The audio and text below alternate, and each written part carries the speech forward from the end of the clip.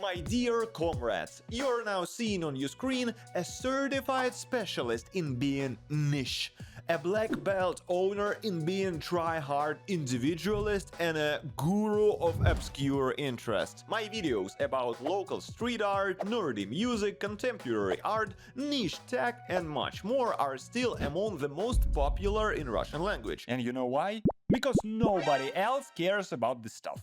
And you have no idea how many opportunities I've missed in life and how much I've slowed down my progress with something that was supposed to make me better. Cause being more unique means better, right? Right?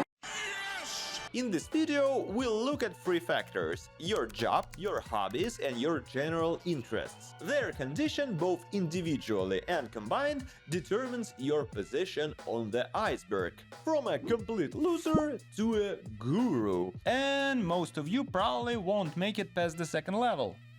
Enjoy the video.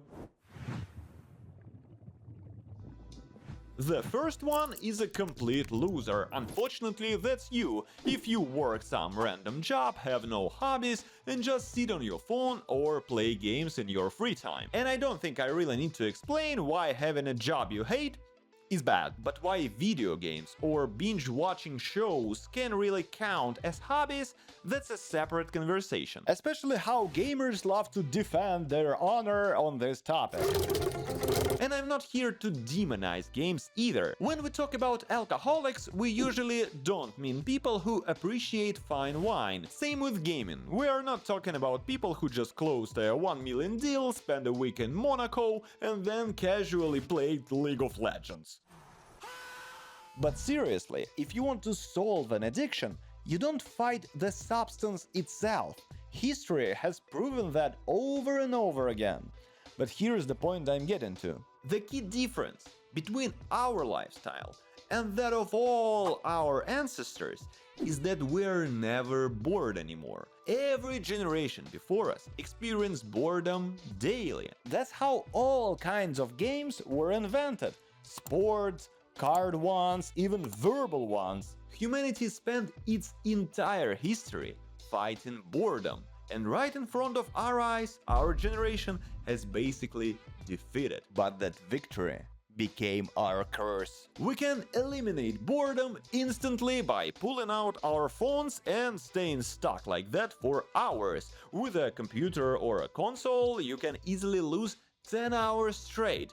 And that accessibility is exactly where the problem lies. Activities outside the home are becoming, if not a luxury, then at least a middle-class privilege. Think about it. You're no longer 12 years old. You can't just meet up in the yard and run around for free. You need to pick up a place to eat or drink. That costs money. Getting there costs money. And if you have nothing to wear, or at least something you feel good in, fixing that costs money too. And if you don't fix it, you feel less confident. And in general, to feel comfortable at social events, and any events, you need to go out regularly. Even just enjoy a couple of hours with friends, you need to have met them a few times before to get past the initial awkwardness. You could say people always had these problems, but the key difference is they didn't have Netflix and Fortnite. But anyway, like with any other addiction, using something to relax occasionally is not the same thing as living in a constant loop of instant dopamine. I once made a video about living alone, and I described the main danger as becoming socially and mentally dull. The less you talk to people, the worse you get at talking. The less physically active you are, the harder it becomes to get back into shape. And that applies to everything. And the poorer you are, the more creative you need to be to organize your leisure time. But it's possible. And yeah, some people who spend all day watching shows and gaming will become successful streamers, bloggers, or cyber sports players and make millions. But 99% of them will end up exactly like people who used to drink themselves away behind garages. I would have said in Russia. Please tell me in comments where can you drink yourself away in US. In front of TV, I guess. Then basic loser. It's when your job still sucks, at least you have a hobby. but is dragging you down. Now we're entering a more controversial area. In my opinion, ideas like love is blind are actually harmful. Whether it's choosing a partner or a hobby, randomness play a role, but your rational choice matters much more. Just like after 30s, fewer girls tend to be impressed by musicians and DJs, you probably should be more rational with your hobbies. Just maybe. For example, if you know you struggle with social skills, starting building airplane models probably isn't the best choice. Same if you're trying to lose weight, for example. And again, I'm not here to shame your interests. Maybe more useful way to look at it is this.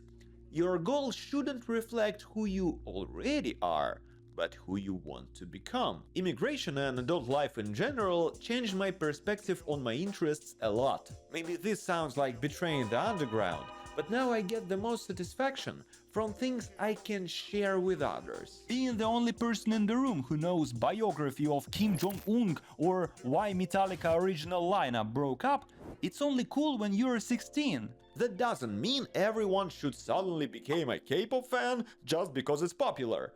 But the indirect effect of your hobbies can shape your life more than the hobby itself. For example, knowing history might not affect your daily life much, but if you mostly hang out with the historians, that environment defines your worldview, your sense of normal in terms of income, values, behavior. Even if it's just online communities, you still gradually become that type of person. King Arthur, Camelot. Camelot.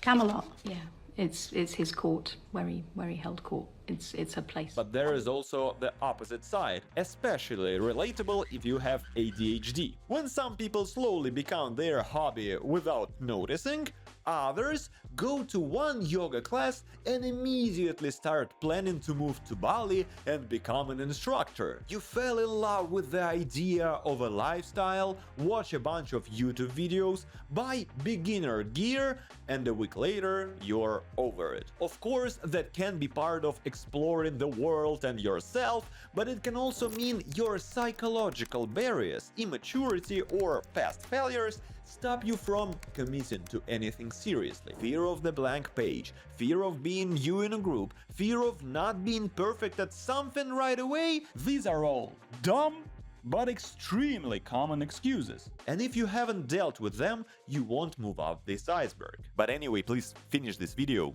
It was hard to make it. And just to be clear, in any shape or form, I'm not saying you should turn your every hobby into a job. The third one is a career hostage, when you turn your hobby into a job and now it's your entire life. The way our society works and capitalism and every hustle culture influencer push you toward this.